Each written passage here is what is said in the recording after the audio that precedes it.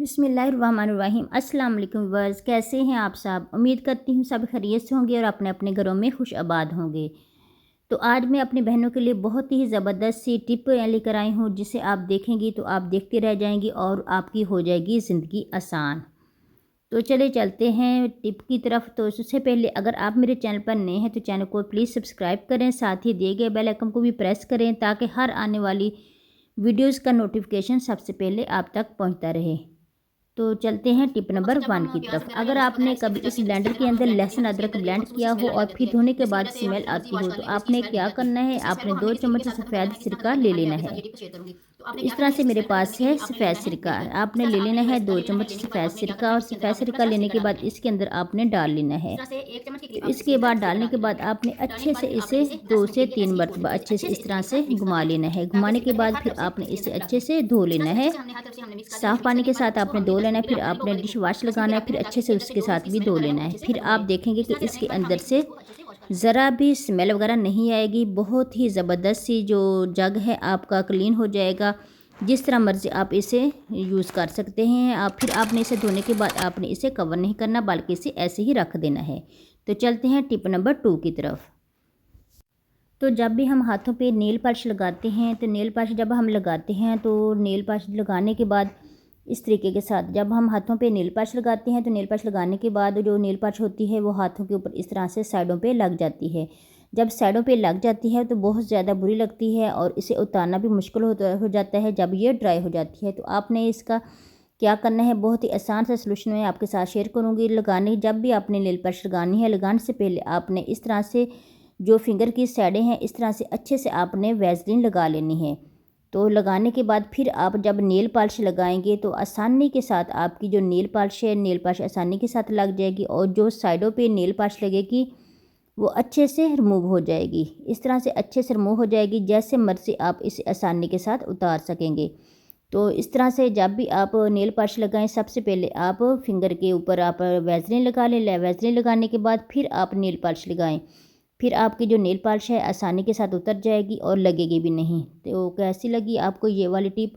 जो भी साइडों पे नेल पॉलिश लगी होगी तो आपने इसे आसानी के साथ साफ़ कर लेना है। ये कमाल की टिप है, तो बहुत ही छोटी सी टिप लेकिन बहुत ही कमाल की है।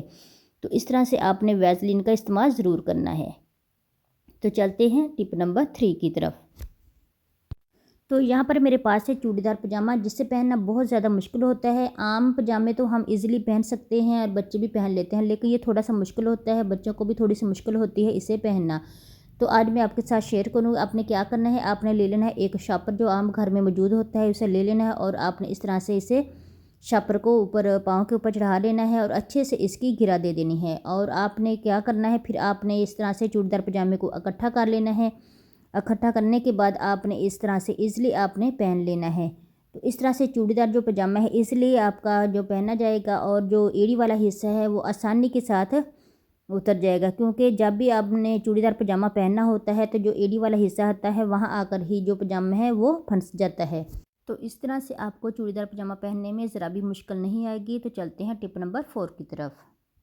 तो ये टिप मेरी बड़ी ज़बरदस्त है। ये एक्सपायर मेडिसिन है जिसे आप फेंक देते हैं। इसे बेकार समझकर बच्चों के जो सिरप लाते हैं कुछ इस्तेमाल करते हैं, फिर बाद में इसे ऐसे ही पड़े रहते हैं।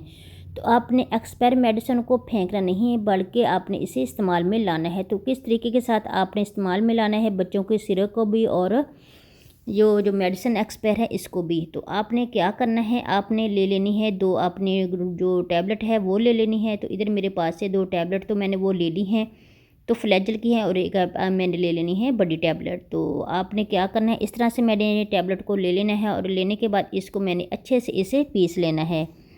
तो इस तरह से मेडिसिन को हमने अच्छे से इस तरह से पीस लेना है। इसका पीस कर हमने इसका पाउडर बना लेना है। तो मेडिसिन जो एक्सपायर होती है इनको फेंक देते हैं कि इनका कोई काम नहीं है, अब इसको हम फेंक देते हैं, बल्कि इनको हमने इस्तेमाल में लाना है, इसे फेंकना नहीं है। तो इस तरह से इधर पानी गर्म हो चुका है। अब जो मैंने पाउडर बनाया था मेडिसिन का इसको हमने पानी के अंदर डाल लेना है और अच्छे से फिर से बॉयल आने तक अच्छे से पका लेंगे। तो इधर जो सिरप होते हैं बच्चों के पड़े हुए एक्सपायर हुए, तो इसको भी हमने थोड़ा सा इसके पानी के अंदर हमने डाल लेना है और अच्छे से इसको हमने बॉयल आने तक पका लेना है। जब पानी अच्छे से बॉयल आ जाएगा तो फिर हम इसके ऊपर से हम चूल्हे के ऊपर से हम उतार लेंगे।